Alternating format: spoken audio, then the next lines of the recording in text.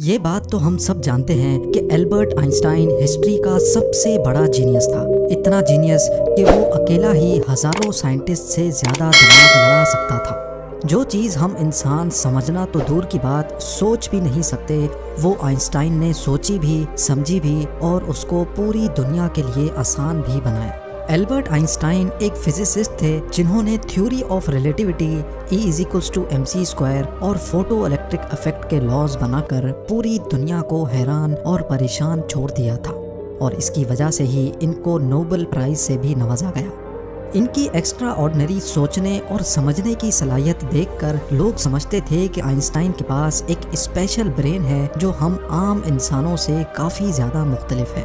اس بات کا خود آئنسٹائن کو بھی اندازہ تھا، اسی وجہ سے وہ نہیں چاہتے تھے کہ مرنے کے بعد ان کی باڈی کے کسی بھی حصے پر ریسرچ کی جائے، بلکہ انہوں نے تو یہ انسٹرکشنز دے رکھی تھیں کہ مرنے کے بعد ان کی باڈی کو جلا کر راکھ کر دیا جائے۔ لیکن پھر وہی ہوا جس کا آئنسٹائن کو ڈر تھا۔ 18 اپریل 1955 کو پرنسٹن ہاسپٹل میں جب آئنسٹائن کا انتقال ہوا تو آٹوپسی کے لیے یعنی موت کی وجہ جاننے کے لیے جو ڈاکٹر آیا اس نے چپکے سے آئنسٹائن کا برین نکال لیا، کیونکہ اس کو یہ جاننے کی کیوریوسٹی تھی کہ دنیا کے سب سے بڑے جینیس کے برین میں آخر ایسا۔ آئنسٹائن کا برین چرانے والے ڈاکٹر تھامس ہاروی تھے، جن کو اپنے ساتھ ہونے والے انجام سے زیادہ اس اسپیشل برین کو اسٹڈی کرنے میں دلچسپی تھی۔ کچھ دنوں کے بعد جب پرنسٹن ہاسپٹل کو ڈاکٹر ہاروی کی اس حرکت کا پتہ چلا تو ان کو اپنی جاب سے ہاتھ دھونا پڑا، لیکن ڈاکٹر ہاروی آئنسٹائن کے بیٹے ہنس البرٹ سے جیسے تیسے کر کے یہ پرمیشن لینے میں کامیاب ہو گئے کہ وہ اس کے باپ کے اسپیشل برین کے اندر چھپے رازوں سے پردہ اٹھا کر اس کو دنیا کے سامنے لانا چاہتے ہیں۔ اس دن کے بعد سے شروع ہوا اس برین کا ایک لمبا ترین سفر۔ ڈاکٹر ہاروی ایک پیتھولوجسٹ تھے جو صرف پوسٹ مارٹم کرنا جانتے تھے۔ یہ ان کا صرف خیال تھا کہ وہ اتنے بڑے جینیس کے برین پر ریسرچ کر پائیں گے۔ اب کنڈیشن یہ تھی کہ ڈاکٹر ہاروی پرنسٹن ہاسپٹل کی جاب سے بھی ہاتھ دھو بیٹھے تھے اور اپنے پیتھولوجسٹ کا عہدہ بھی۔ آئنسٹائن کا برین جو پہلے ہی ڈاکٹر ہاروی پریزرو کر چکے تھے، وہ اس کو لے کر پینسلوینیا کے شہر فیلاڈیلفیا لے گئے، جہاں انہوں نے برین کی کئی فوٹوز لیں اور پھر اس کو 240 چھوٹے چھوٹے پیسز میں کاٹ کر ہر پیس کو الگ الگ جار میں پریزرو کر کے اپنی بیسمنٹ میں چھپا دیا۔ اسی مسئلے کو لے کر ڈاکٹر ہاروی کا اپنی بیوی کے ساتھ کئی بار جھگڑا ہوتا رہتا تھا، کیونکہ ان کی بیوی اکثر یہ دھمکی دیتی تھی کہ وہ اس برین کو اٹھا کر کہیں پھینک دے گی۔ ایک دن جھگڑا اتنا بڑھ گیا کہ دونوں میاں بیوی کو ڈائیورس لے کر الگ ہونا پڑا، اور ڈاکٹر ہاروی برین لے کر کینزس کے شہر وچیٹا چلے گئے، جہاں وہ ایک بایولوجیکل ٹیسٹنگ لیب میں میڈیکل سپروائزر کی نوکری کرنے لگے، اور یہاں وہ اپنے فارغ ٹائم میں آئنسٹائن کے برین پر خوب اسٹڈی کرنے کی کوشش کرتے۔ اس کے بعد کئی بار وہ الگ الگ جاب چھوڑ کر مختلف شہروں میں یہ برین لے کے گھومتے رہے۔ کئی سال گزر چکے تھے لیکن ڈاکٹر ہاروی آئنسٹائن کے برین پر کچھ خاص ریسرچ نہ کر سکے، الٹا ان کا میڈیکل لائسنس ہی کینسل کر دیا گیا، اور نوبت یہاں تک آ گئی کہ ان کو ایک پلاسٹک کی فیکٹری میں جاب سٹارٹ کرنی پڑی۔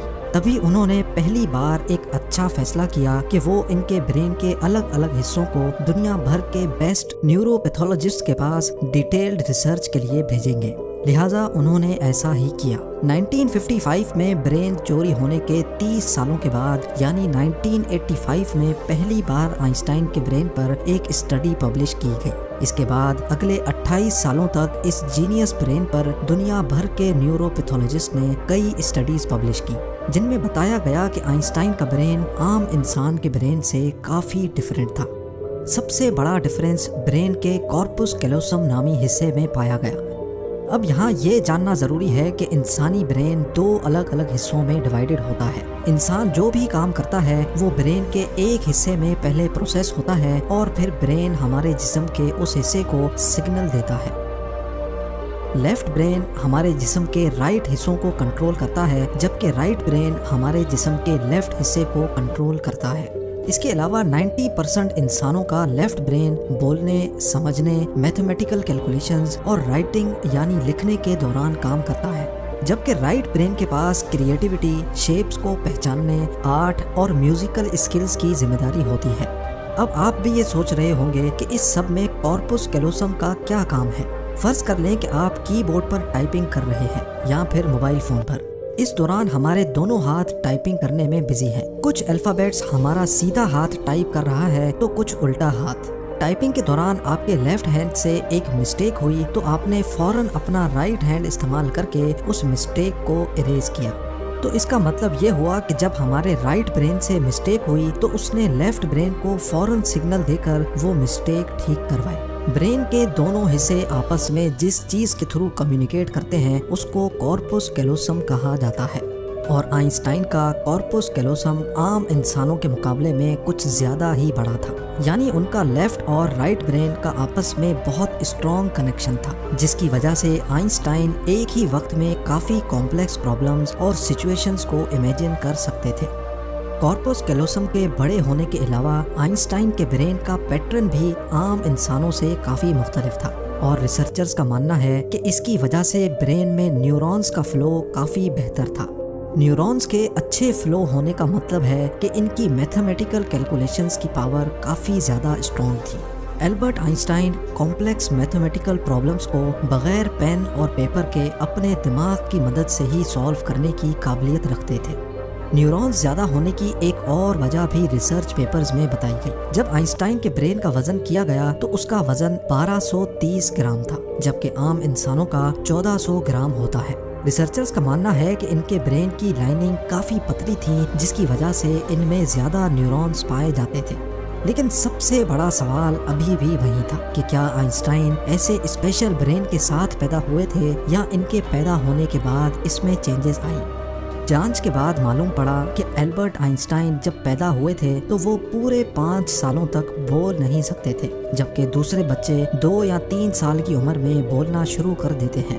جب انہوں نے بولنا شروع بھی کیا تب بھی وہ زیادہ بولنا پسند نہیں کرتے تھے، بلکہ ہمیشہ اپنی سوچوں میں ہی گم رہتے تھے۔ ان کے پاس چیزوں کو میمورائز کرنے کی پاور کافی کم تھی، یہاں تک کہ ان کو سمپل میتھس کے ٹیبل بھی یاد کرنے میں مشکل ہوتی تھی۔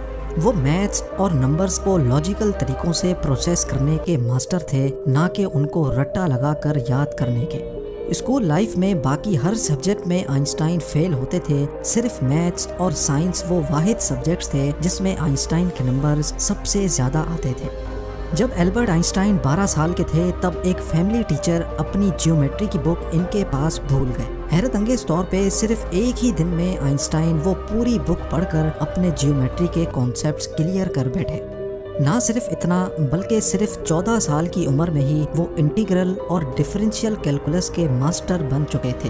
میتھس اور سائنس میں ان کی اتنی اسٹرانگ گرپ تھی کہ جب وہ کلاس روم میں کوئی سوال پوچھنے کے لیے ہاتھ کھڑا کرتے تھے تو پروفیسرز گھبرانے لگتے تھے، کیونکہ آئنسٹائن کے اکثر سوال ٹیچرز کے بھی اوپر سے گزر جاتے تھے۔ چھوٹی سی عمر میں ہی وہ اس یونیورس کے لاز کو ایک چھوٹی سی ایکویشن میں بند کرنا چاہتے تھے، اور یہی انہوں نے اپنی زندگی کا مقصد بنا لیا تھا۔ 26 سال کی عمر میں آئنسٹائن نے 4 ریسرچ پیپرز پبلش کر کے پوری دنیا کو حیران کر ڈالا، اور اسی وجہ سے ان کو PhD کی ڈگری اور ہیومینٹی کے لیے اعلیٰ کردار ادا کرنے کی صورت میں نوبل پرائز سے بھی نوازا گیا۔ اس کا اندازہ آپ صرف اس بات سے لگا لیں کہ آج بھی آئنسٹائن کی ان تھیسس کے بنا سائنس بالکل ادھوری ہے۔ کئی ڈاکٹرز اور سائنٹسٹ نے یہ نتیجہ نکالا کہ آئنسٹائن کا برین ان کے پیدا ہونے کے بعد اسپیشل بنا تھا، جس کی سب سے بڑی وجہ یہ تھی کہ جب ان کو اپنے سوالوں کا کوئی جواب نہیں ملتا تھا تو وہ خود اپنے دماغ کی مدد سے جواب تلاش کیا کرتے تھے۔ چھوٹی عمر میں ہی ایسا کرنے سے ان کا برین اسی حساب سے ڈیولپ ہوتا گیا۔